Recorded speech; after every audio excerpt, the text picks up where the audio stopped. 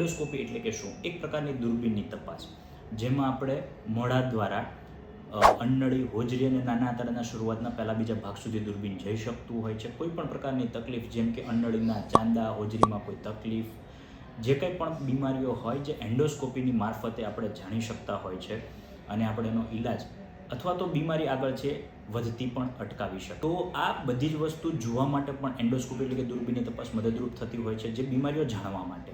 એ સિવાય સારવાર માટે પણ એન્ડોસ્કોપી મદદરૂપ થઈ શકે. કઈ રીતે? જેમ કે નાના બચ્ચાઓ કોઈ પણ વસ્તુ ગળી ગયા છે, બટન, બેટરી, સિક્કા, સ્ક્રૂ, વોટેવર, ઘણી બધી વસ્તુ ગળી જતા હોય તો એને કાઢવામાં પણ મદદરૂપ થતું હોય છે. એ સિવાય ઘણી વખત કોઈને લોહીની ઉલટીઓ થાય તો એ બીમારીઓમાં પણ આપણે એન્ડોસ્કોપીની મદદથી ઘણી બધી સારવારો કરી શકતા હોય છે. તો એન્ડોસ્કોપી બંને રીતે મદદરૂપ છે, બીમારી પકડવા માટે પણ અને સારવાર કરવા માટે પણ.